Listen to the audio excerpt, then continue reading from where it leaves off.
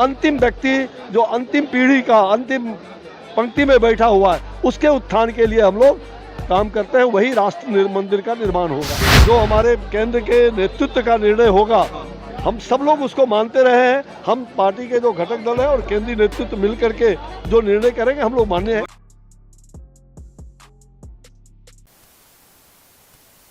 Bharatiya Janata party में कुछ ऐसे नेता हैं जिनके बयानों को बहुत तरजीह दी जाती है और खास करके जब जब भारतीय जनता पार्टी घिरती नजर आती है तो इन नेताओं को आगे कर देती है।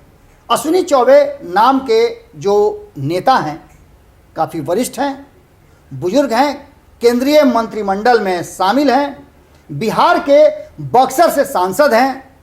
उनके बयानों को अगर आप पहले भी सुनते होंगे तो आपको लगता होगा कि एकदम हार्डकोर आरएसएस और भारतीय जनता पार्टी के कैडर के रूप में वो एकदम अपने आप को प्रमाणित करते हैं। उस सारे उनके आइडियोलॉजी से लेकर के उनके बोलने चालने की शैली से लेकर के सब कुछ, क्योंकि आपको पता है कि अश्विनी चौबे कभी आरएसएस के क्लास के संचालक भी हुआ करते थे।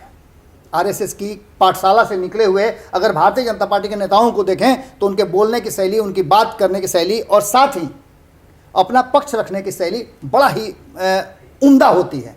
ऐसा ही कुछ देखने को मिला जब अश्विनी चौबे पटना आए हुए थे।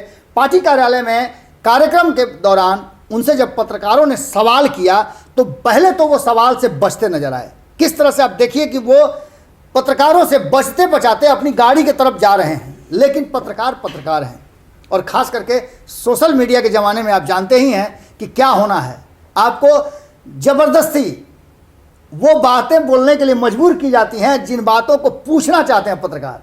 ऐसा ही कुछ नज़ारा देखने को मिला जब अश्विनी चौबे नहीं बोलना चाह रहे थे, लेकिन हमने आपको कल ही बताया था कि भारतीय जनता पार्टी ने खास करके जो लोग जातीय जनगणना सहित अन्य मुद्दों पर बोलेंगे उसके लिए अलग अलग कैटेगरीज तय कर दी गई हैं और कुछ नेताओं को तय कर दिया गया है जो बयान देंगे मीडिया के सामने। इसलिए हम बता रहे हैं आपको कि कल भी जब हमने कई नेताओं से पूछने का कोशिश किया जातीय जनगणना सहित अन्य मुद्दों पर तो किसी ने भी जवाब नहीं दिया और कहा कि इसका जवाब हमारे फलाने नेता देंगे। अब अश्विनी चौबे जब केंद्र के मंत्री हैं, एक बार फंस गए। पहले भी उनको कई बार फंसाने का कोशिश किया है पत्रकारों ने, लेकिन आज उन्होंने जो बातें कही वो बड़ा ही कैलकुलेटेड और संतुलित था। उन्होंने सीधी तौर पे बताया कि केंद्र सरकार हर किसी के यानी हर वर्ग, हर धर्म, हर जाति, हर व्यक्ति तक अपनी पहुंच रखती है और उसके सुख सुविधा का उसे ध्यान है।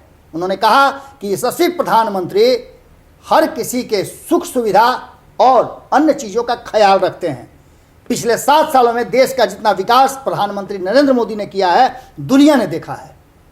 लेकिन जातीय जनगणना पर पूछे गए सवाल का जवाब उन्होंने दिया कि हम साथ मिलेंगे, साथ बैठेंगे और बैठ करके इन बातों पर चर्चा होती है। यूं ही कुछ कह नहीं दिया जाता है। आप लोग सवाल पूछ रहे हैं लेकिन इन सवालों का जवाब खुद आपके सवाल में ही छुपा हुआ है कि जातीय जनगणना सहित अन्य मुद्दे जो आप जानना चाह रहे हैं कि इस पर हमारी क्या प्रतिक्रिया है, तो हमारी प्रतिक्रिया वही है जो हमारी पार्टी और एनडीए की प्रतिक्रिया है। सुनिए इसके अलावे क्या कुछ कहा अश्विनी कुमार चौबे ने। जो भी निर्णय होगा हम समाज जीवन को साथ लेके चलने वाले लोग हैं और समाज जीवन में हर लोगों का महत्व है और इसलिए पार्टी का हमारा जो निर्णय है, जो हमारे केंद्र के नेतृत्व का निर्णय होगा हम सब लोग उसको मानते रहे हैं। हम पार्टी के जो घटक दल है और केंद्रीय नेतृत्व मिल करके जो निर्णय करेंगे हम लोग मान्य हैं। घटक दल तो नाराज हो गए सर? नाराजगी कोई नाराजगी नहीं है जी, हमारा सारा कोई नाराजगी नहीं।